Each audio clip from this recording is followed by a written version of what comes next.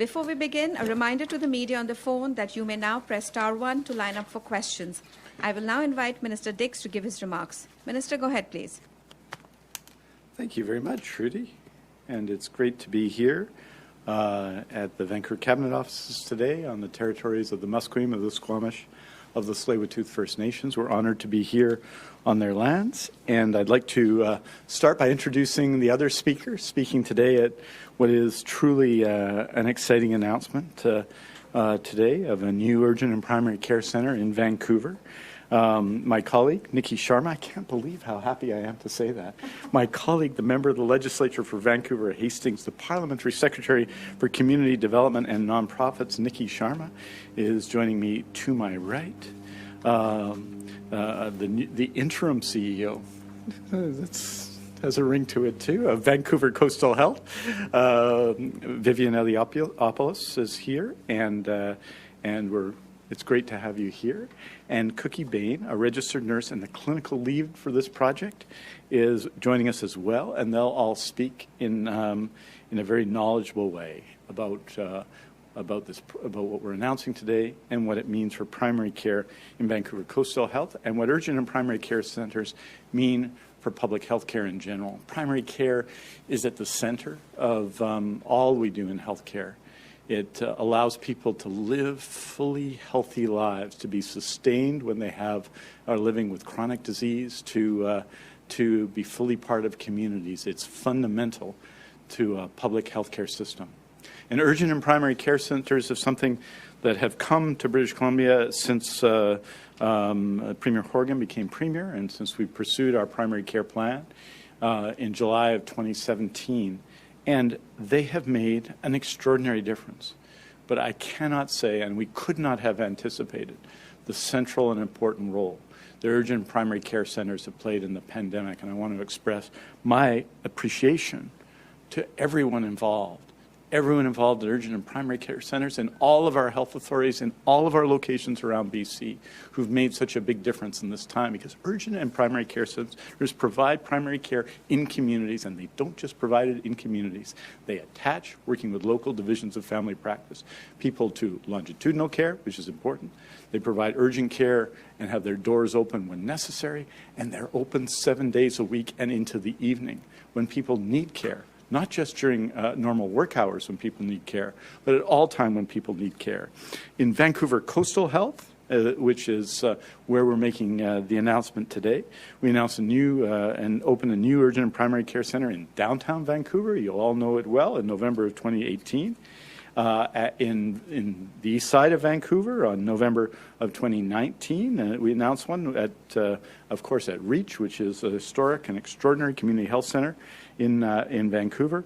And in North Vancouver starting in 2019 as well. And today we're here for another exciting announcement that I know will bring meaningful change to the lives of thousands of people in Northeast Vancouver, which is, of course, Vancouver Hastings. And I'm proud to announce that the Urgent and Primary Care Center, or UPCC as we call them, in Northeast Vancouver is opening on February 16th. It will be operated by Vancouver Coastal Health and will be located at Suite 102, 2788 East Hastings Street in Vancouver. It's not far from the PNE for those of you who know Vancouver, even a small amount. It was developed in close collaboration with the Vancouver Division of Family Practice, regional program leads, and Aboriginal program leads at Vancouver Coastal and Providence Healthcare.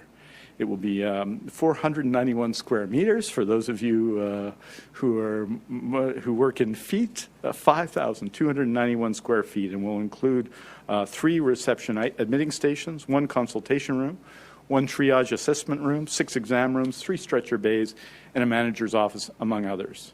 Once fully operational, a team of healthcare workers will be working at the center, and we'll talk what those numbers will be on February 16th, and that will grow after that time. And that will include true team-based care, family physicians and nurse practitioners, registered nurses, and allied health professionals such as dietitians, social workers, and counselors. The team will first provide urgent care services in its first year of operation. That's from February 16th to January 22nd. And we expect approximately 35,000 patient visits. Once the center is fully operational in January 2022, comprehensive primary health care services and patient attachment will be available. At that point, the team will aim to reach an annual target of 46,000 patient visits or 45,000 patient visits in future years. Over the next 3 years, the UPCC will work with the Division of Family Practice to attach thousands of patients to family physicians and nurse practitioners at the center. Unattached patients, meaning those patients without a family practice doctor, and there's a significant number of those in BC. When I became Minister of Health, that was approximately 750,000 people in the province, will be able to receive care at the centre while waiting to be connected to other local practices for their ongoing primary care. The centre will be open 7 days a week, 365 days per year, regardless of holidays. The hours of operation for urgent care will be from Monday to Saturday, 8 a.m. to 10 p.m., and on Saturday and statutory holidays from 9 a.m. to 5 p.m. In terms of services provided, you may be asking that. Well, on top of providing ongoing primary care services and attaching patients to primary care providers, services will be available for patients who have illnesses or injuries that are non-life-threatening that should be seen by a primary care provider within 12 to 24 hours, but does not require the level of service or expertise found in an emergency department. Some reasons to visit the urgent and primary care center will include fever or flu-like symptoms, minor cuts or burns, headaches or earaches, nosebleeds, sprains, nausea or vomiting, urinary problems. And of course, our urgent and primary care centers have played a central role in addressing the primary care needs of people in this time of pandemic. The Northeast Vancouver Urgent and Primary Care Center is the 22nd center to be announced around the province since we announced the Premier's primary care plan early in our mandate. On top of the 3 UPCCs that have already opened in Vancouver Coastal Health Region, we've made a few primary care announcements in the region as well.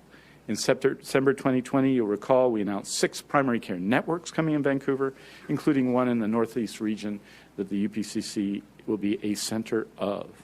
The UPCC we're announcing today will be part of that primary care network. We're establishing primary care networks throughout the province to deliver better team-based care, giving people a more seamless patient-centered experience that is responsive to the unique needs of each community. I want to thank everyone involved, the people at Vancouver Coastal Health, the people in the community, the Division of Family Practice, of course, all of the unions who represent people in healthcare, and the people of BC. We have, as we say, established 22 now urgent and primary care centers. And their need, I think, was obvious, but the response of people has been extraordinary. I want to thank all of the staff involved. This is these are continued steps in Vancouver Coastal Health, and we, as you know, expect to be opening more urgent and primary care centers across health authorities in the coming weeks and months and years. Connected to primary care networks, connected to the growth of community health centers, and connected to our effort to bring a whole new generation of practitioners, of nurses, of nurse practitioners, of health sciences professionals, of healthcare workers, of doctors working together in team-based care.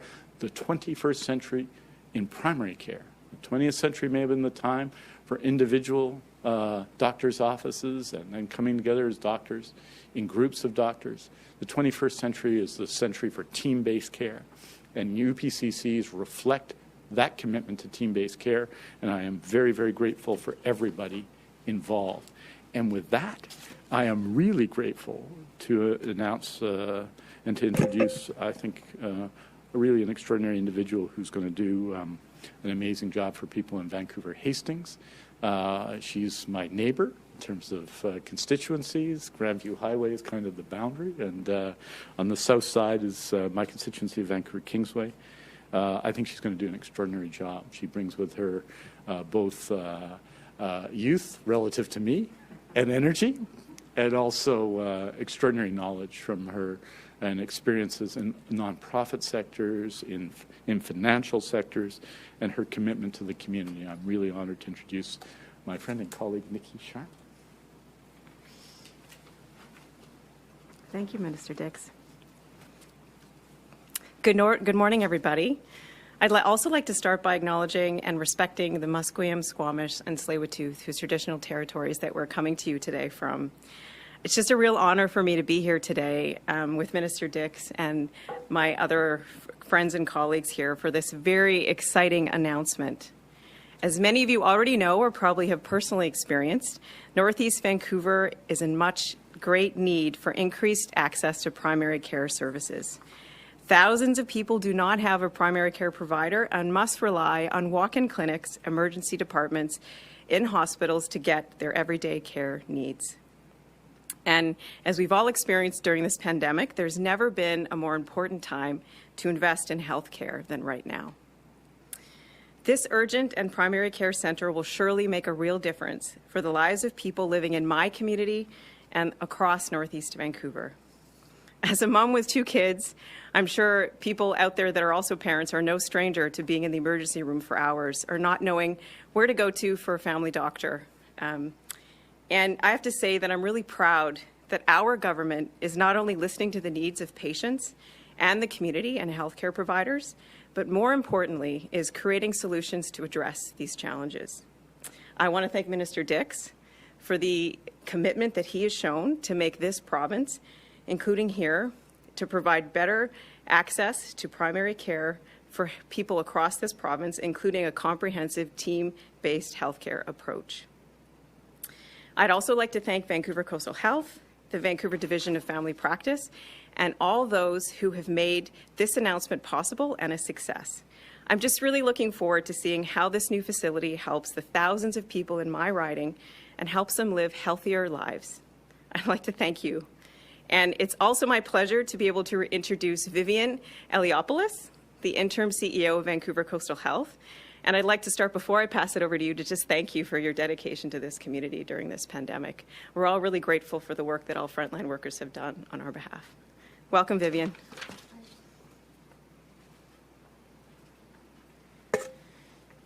Thank you, MLA Sharma, for your kind and thoughtful words.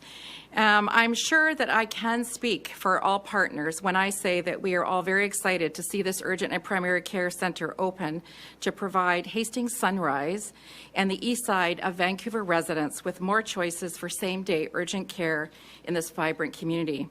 On behalf of Vancouver Coastal Health, I am so proud to be part of building better healthcare connections for the people who have made this community such a great place to live.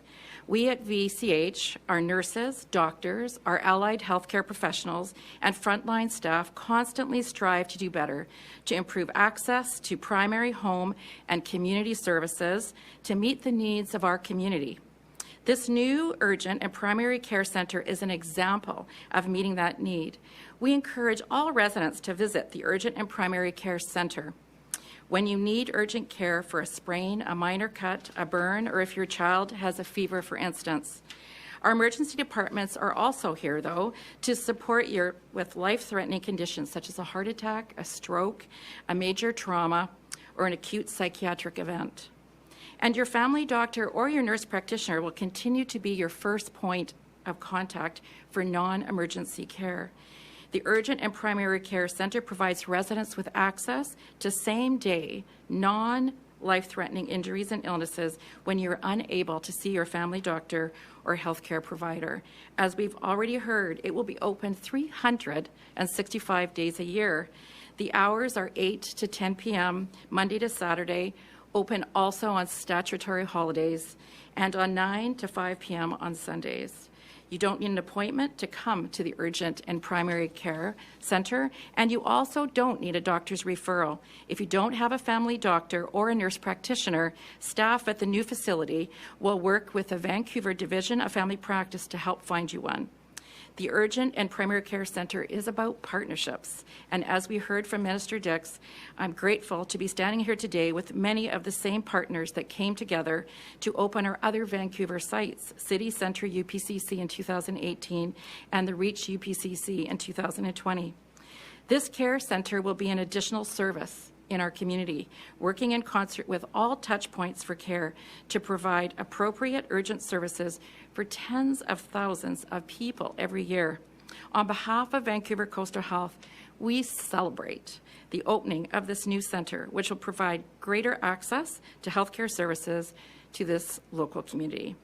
I'd like to now introduce Cookie Bain, a registered nurse and clinical lead at the Northeast Urgent and Primary Care Centre. Thank you.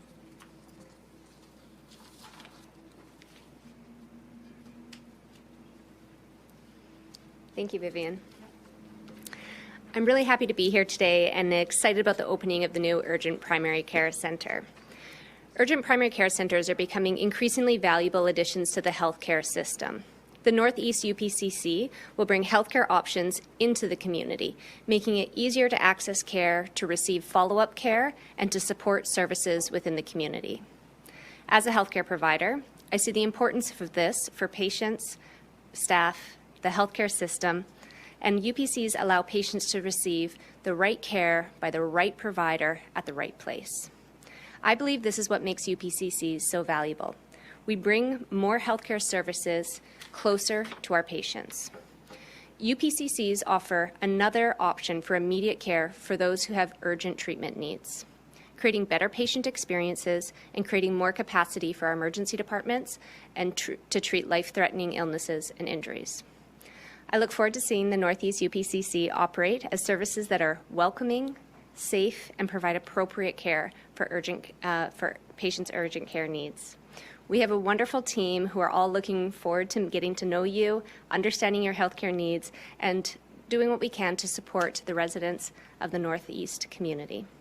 While urgent and primary cares won't replace emergency departments for life-threatening conditions, as we've heard from Vivian, and they won't replace our family doctors or nurse practitioners as that first point of contact for non-emergency care. They do provide interdisciplinary teams of healthcare professionals through team-based care that are here to provide same-day treatment to patients closer to their home. I hope you are as excited as I am for the Northeast Urgent and Primary Care to officially open its doors. On behalf of the Northeast UPCC staff and leadership team, we would like to thank the residents of the Northeast Vancouver area for inviting us into your community. I'm thrilled to be a part of this opportunity to expand and enhance care for the residents and for the community. Thank you kindly.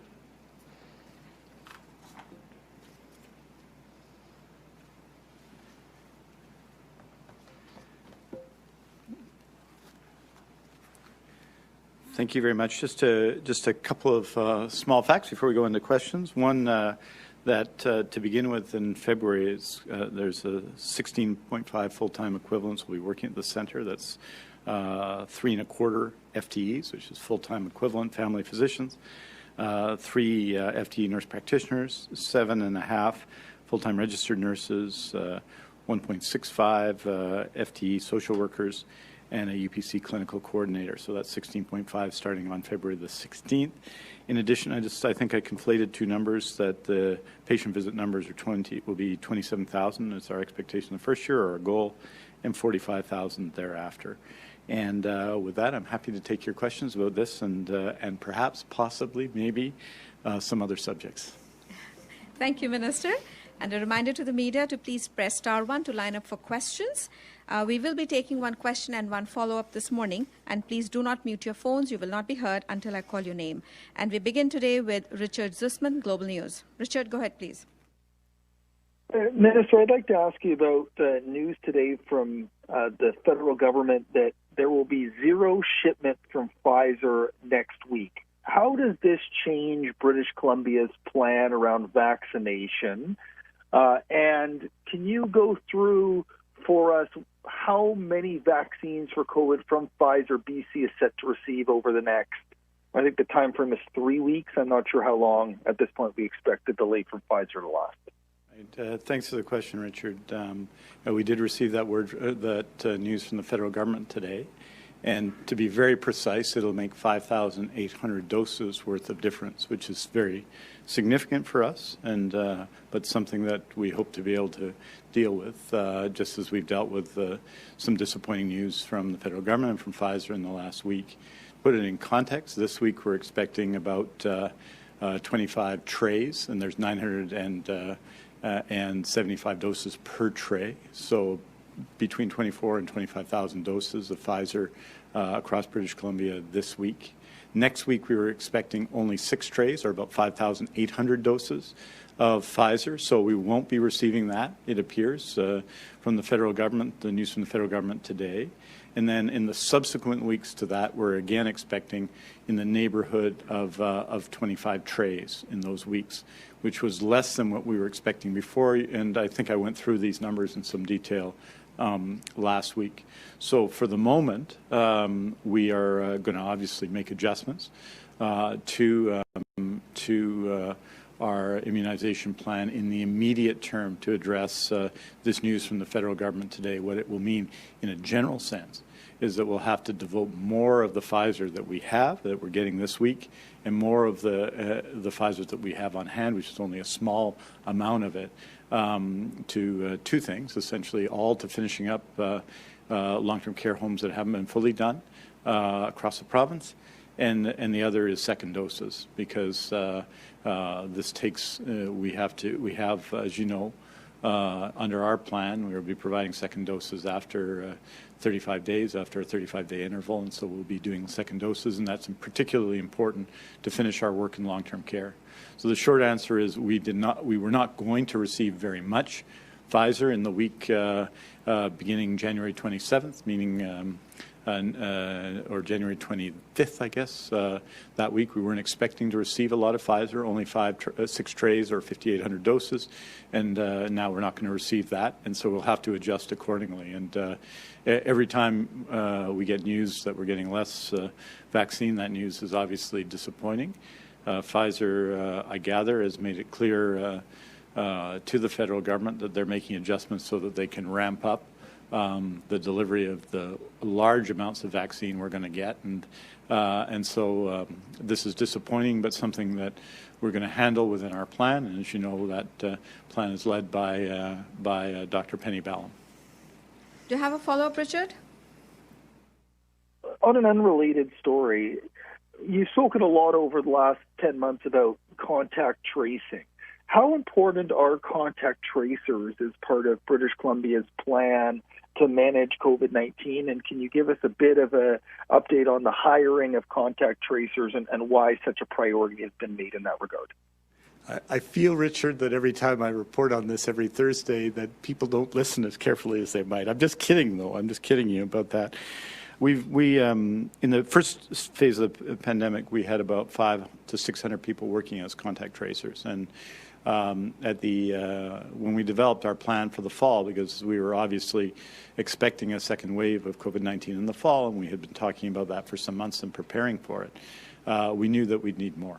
So the Premier announced at the end of August that we'd be hiring about 500 more contact tracers, and that number is now exceeded 1,300 new contact tracers. So on top of what we had before, 1,300 people working across all 6 health authorities working on contact tracing. And it's really a central function for us because it does 2 things. One, it supports people with a diagnosis that can be absolutely frightening, especially in this time and with the focus on COVID-19 that everyone has, the change it's made in our lives. A diagnosis can be frightening. So talking to human beings is important in that context, and having supports from them is important in that context. So it's important for that reason.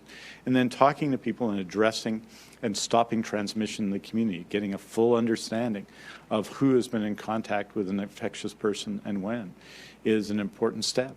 And so this has been an extraordinary, massive investment. And the one thing I would say is that it reflects on the part of many people involved, people working in healthcare, people who've retired from healthcare and are returning to the profession, the desire of people to be part of the response. We had, when we put out a request for people to apply to join our contact tracing effort, in the neighborhood of 11,000 people. And we hired approximately 1,300 more. It is a central part of our effort. I think it's uniquely part of the British Columbia effort and shows our commitment to people who are diagnosed positive with COVID-19, with all of their contacts and all people in communities. And I think it's going to continue to play an important role. You'll know from the information, the data that's released every day about active cases, that we've seen a reduction in active cases over the last little while, although the work of contact tracing remains critically important. We're, after all, had over the weekend just under 1,500 cases over the 3 days, so that's a significant number of cases and new cases. And if you can imagine all the contacts stemming from those cases, how important they are. So, you know, it continues to be important, but having that workforce knowledgeable in the area, understanding of COVID-19, many qualified, for example, to support an immunization campaign should that develop, has been useful to us. As you know, there's also more people in the pipeline, so we have the capacity to hire even more contact tracers should that be required, and also to use that labor force to assist in other aspects of addressing the pandemic. So we believe in contact tracing, and the evidence for that is in the number of people we've hired and the extraordinary work that they're doing. Thank you. The next question comes from Justine Hunter, Globe and Mail. Hi, thank you. I want to loop back to the question of the Pfizer vaccine. So as I recall, we were told the second doses, the booster shot, would be beginning today for some people in BC. So I'm just wondering if you can say, I know it's a small amount, but obviously there's a lot of uncertainty about the supply. Are you going to be changing the plans so that we ensure that people get that second dose? I think getting the second dose is important, and it's important both to the strength of the program and people's confidence in the program. Dr. Bonnie Henry laid out the medical scientific justification for 35 days as an interval, and we committed to that before these changes in supply came from the federal government, and we're committed to that today. And the reality is, if you step back, 36 days from the first vaccine is actually tomorrow, Justine, I think. It was Tuesday, if I remember correctly. Well, you might have been there, Vivian, I don't know. It was in Vancouver and in Abbotsford, were the two locations of the first doses in Vancouver Coastal and in Fraser Health. And you'll know, Justine, that the first week of supply was 4 trays, or approximately 3,900 doses. And so that was the first week. And then you'll recall the second week of supply of immunizations was in the range of 8,000. I think it came up to about 12,000 doses after the second week and has increased. So you can see the requirement for second doses increasing in that way. So we have to make adjustments for that. That means that over the next number of weeks, when you have, as the federal government announced today, roughly 5,850 fewer doses of Pfizer. That you have to, we'll have to make adjustments, and a higher percentage of the dosage we do in the coming weeks as a result of that is going to be second doses of Pfizer. Moderna will certainly become our workhorse vaccine for first doses, because we didn't have Moderna vaccine, if you'll remember, for some weeks after Pfizer, so their 35-day program starts later. So, and there's been no interruption in Moderna. So that's what we're looking for. This week we were expecting to say 25 trays. Next week we were expecting 6. Now we have none. And then in the subsequent 2 weeks we were expecting 24 or 25 trays, and then the week after that, 24 or 25 trays. So we'll see. Hopefully this is a one-time interruption, but what we can do in British Columbia is use the vaccine that we receive and use it effectively and on vulnerable populations, and that's what we're going to do. And that means second dose is particularly important, seems to me, in making our long-term care facilities safer. Follow-up, Justine? Yes, thanks. Some other provinces are trying to figure out whether they can access additional vaccine supply outside of the chain coming from Ottawa. Is BC looking at, or have you looked at trying to figure out if there's another way to get these vaccines here? Well, certainly as you know, we did that overwhelmingly in PPE, where we had direct responsibilities, in some ways better connections to suppliers than the federal government did. I mean, my expectation is that the federal government will lead this effort for Canada. There's not a sort of a back door of supply for vaccines. Obviously, we'd look at that too, but we're confident in the federal government's efforts here. But, you know, there aren't any steps that we won't take to deliver vaccine to people. But I think realistically, for Canada, this process is going to be led by the federal government. And they have, and that the idea that one could get other supply, namely from other sources than Pfizer or Moderna, and the contracts that have already been signed for Canada, doesn't appear to be, a likely way to go. But I mean, obviously there's nothing we won't look at, but we're going to continue to work with other provincial governments and the federal government to ensure and to support the effort to bring more supply. And we're very hopeful that the midterm picture, that this is a short-term circumstance, and unfortunate, because the more people you can make safe, the safer it is for everybody. Every immunized person makes it safer for every other person in our province. So it matters, and I'm not suggesting or minimizing that fact. But we're confident we're going to get a lot of supply, and our job is to be ready. And it is an enormous logistical task for our health authorities. It's one they are absolutely up to, and I'm confident of that. And you'll hear more about that later this week from the Premier and Dr. Ballum and Dr. Henry. But I also think we have to, as much as we can as a country, speak with one voice. Thank you. The next question comes from Michelle Brunoro, CTV. Hi there. Thanks for taking my question. The BC Care Providers Association is talking today about Health Canada's expert advisory panel recently indicating that rapid testing can be used in high-risk situations such as long-term care. Given this, will BC expand its rapid testing in long-term care? And also, what has the pilot project on this in Vancouver Coastal shown so far? Well, I think what it's shown so far, so we are using rapid testing in BC.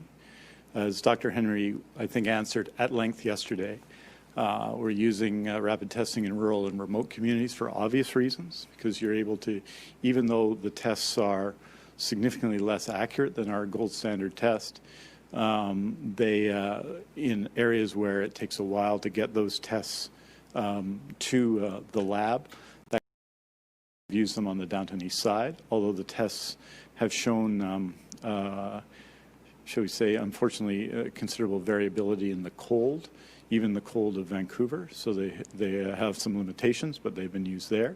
They've been used in pilot project in long-term care. They're used in correctional facilities. They're used in other places.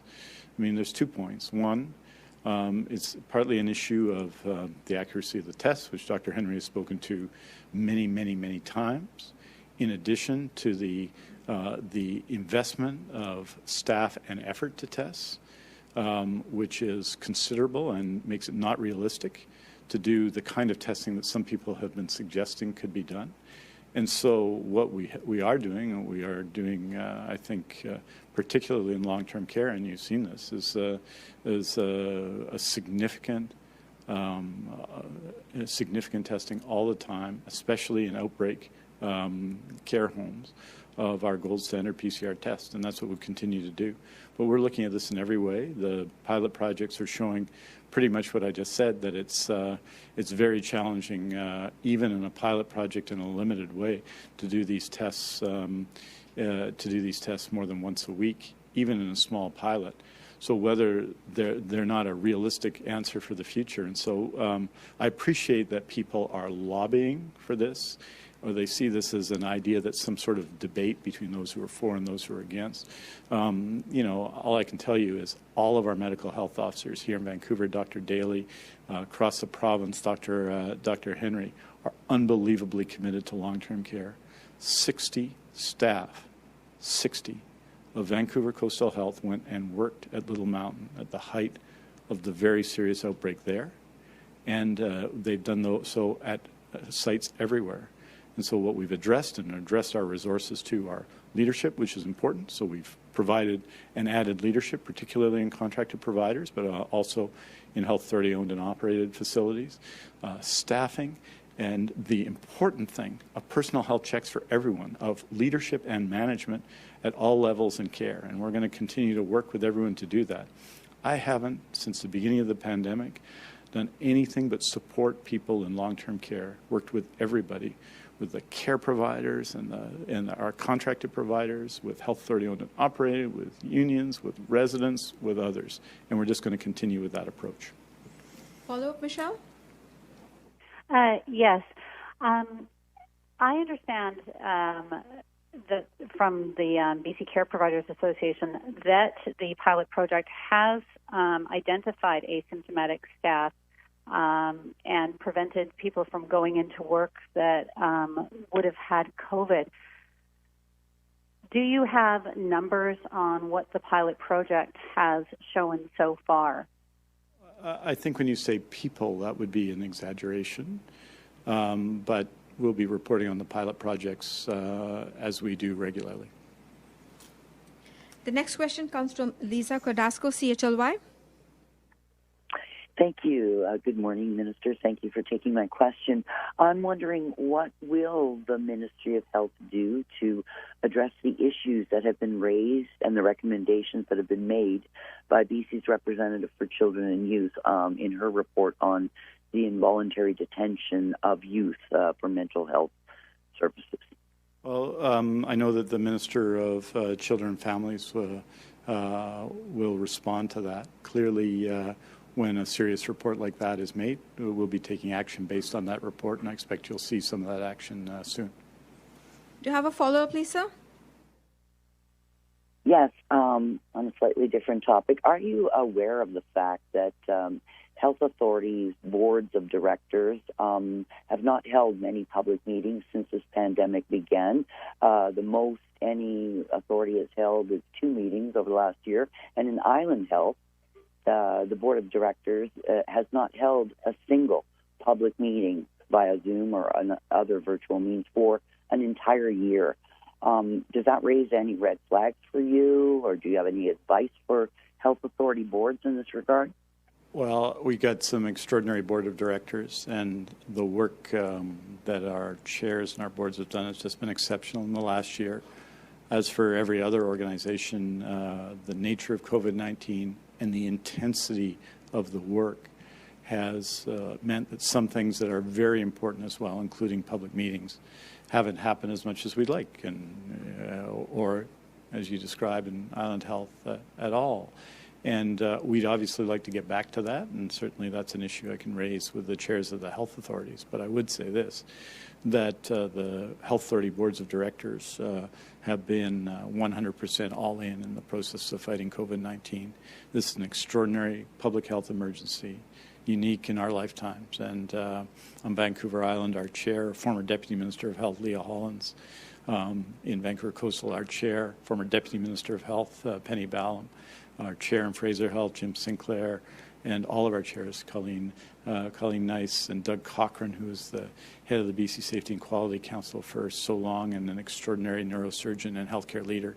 We have an exceptional team of Tim Manning, our chair in Provincial Health Services Authority, who has great experience in finance and business. We have a diverse and dynamic group of chairs and boards, and I think they're doing a good job.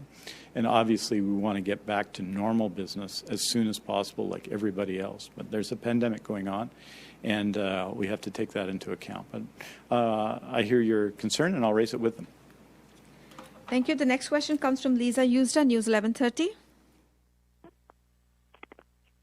Hi there, Minister. Regarding the Pfizer vaccine, I'm wondering how many second doses, you sort of ballparked it there, I thought 10,000 the second week and around 10,000 the second week that we gave them, and around, I think, 1,000 you said the first week. I wonder if you can tell me how many there are and how many are at risk of going beyond the 35 days. If today's the 35th day for the first people who got it, just how many are at potential risk of going beyond what has been set and committed to of these 35 days? Well, I don't think it's an issue of risk. So the expectation would be on the 36th day we would start to do the second doses, and Dr. Henry has talked about the sort of scientific and medical basis for that decision. As you know, we received in the week, I think it was of December 14th, from memory, you can get the exact date, we received in that week 3,900 doses of COVID-19 in 2 health authorities. One site was at Abbotsford Regional General Hospital, and the other was at Vancouver General Hospital in that week. And so that means in the first week, that's basically how many doses were provided. So in this week, it's about 3,600, and then it will rise from there. As I say, with Moderna, which came later, we're still within the 35 days for essentially everyone who's received a dose. So this is a situation that we've managed, and clearly getting 6,000 fewer doses next week means that we're able to give 6,000 fewer doses, 6,000 fewer either first or second doses. And it's our priority to fulfill the medical direction of the immunization plan, and that's what we're going to do. And I think we can do that. The risk is not to second doses. The risk is 6,000 fewer first doses. And obviously that should concern everybody, because every single one of those doses is important. Every single one of those doses is directed to a vulnerable person, or someone working with vulnerable people, in the case of the healthcare system, and every one of them is important. So doing 6,000 less, to say the least, doesn't make my socks roll up and down. But it's something that we have to manage, and there's going to be there are going to be weeks when I expect we'll get more than expected and some weeks when we get less, and we'll be happier at the former than at the latter. But I don't think we're dealing with risk around second doses right now. I think it's really important as well that we complete the immunization in long-term care. In Vancouver Coastal Health, for example, all of our long-term care homes now have received first doses, and that is not a process without challenge, it should be said, because you have to have consent, and sometimes that consent is not from the person receiving the dose in long-term care, so that takes a little bit while. But I think our teams have done a really good job, and so we want to make sure that all those people who receive first doses get second doses, and that's important. That's what we're going to do. You have a follow-up, Lisa?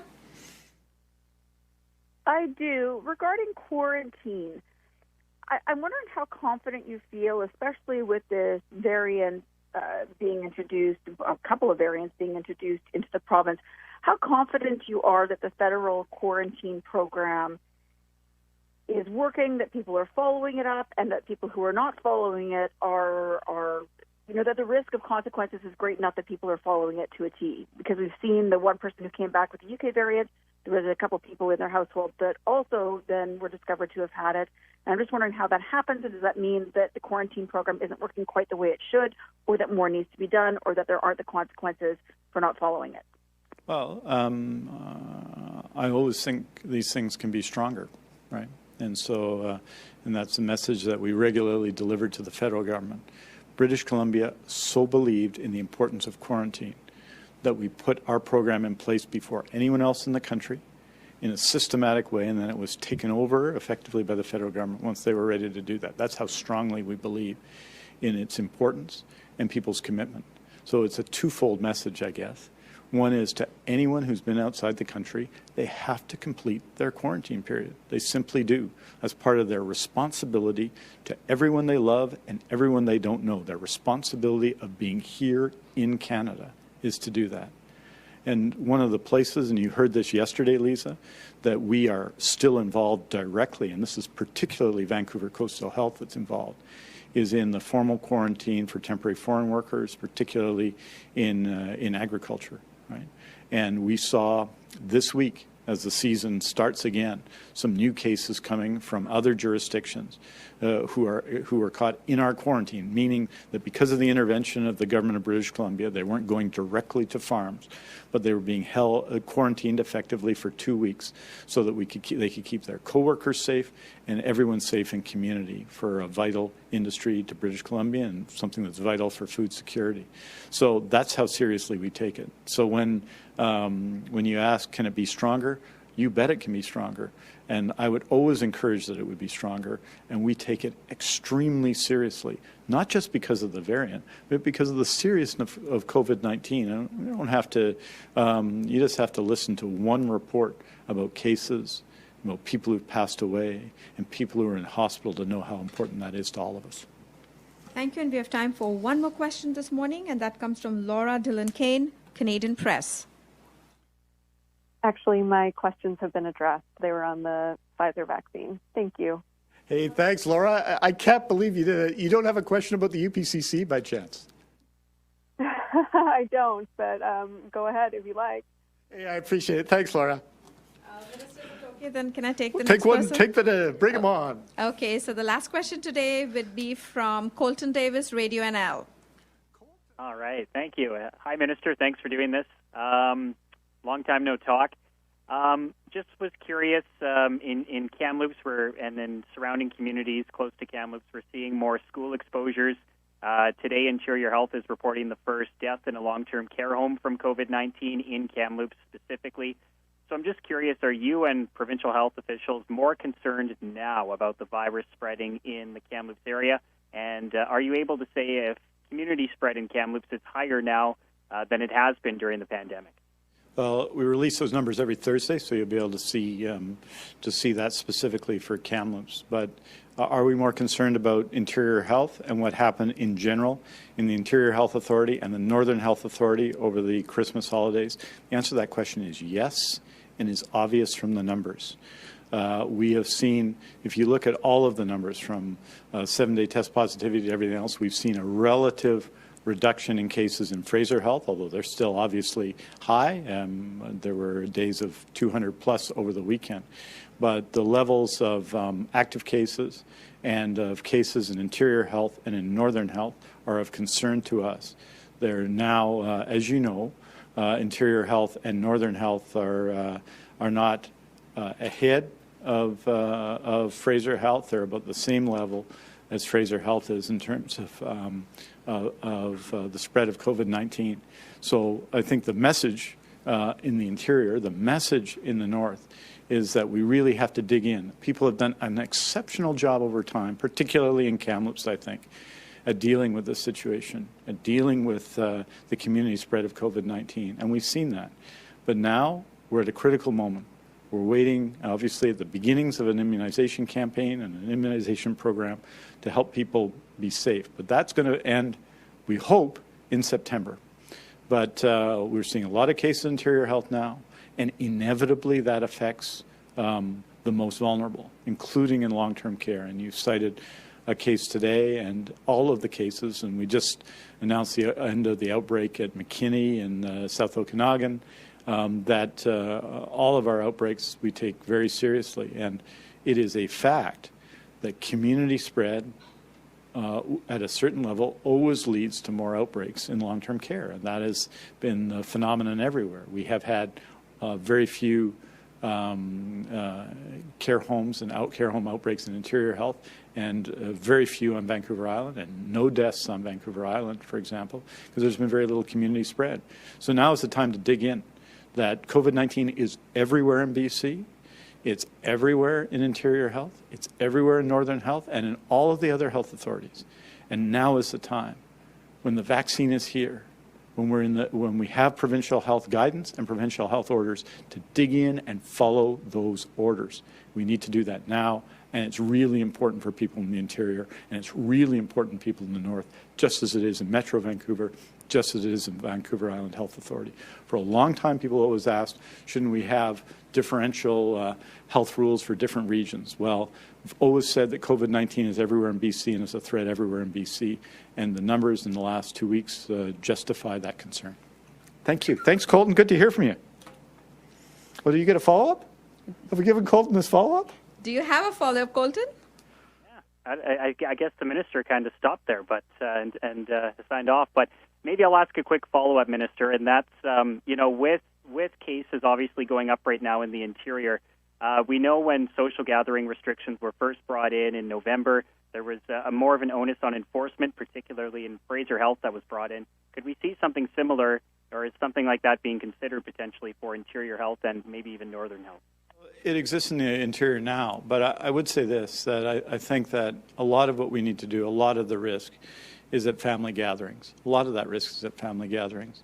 We simply have to only socialize in our homes with people who live in those homes.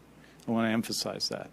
I want to thank especially the faith communities for their extraordinary support across BC in what they've done in both supporting their parishioners, supporting their congregations, regardless of the faith community, but also, unfortunately, not going ahead, and it's unfortunate for them right now, with in-person services. We have to dig in now. And, enforcement is important, but to succeed, we need to convince people to act on their own.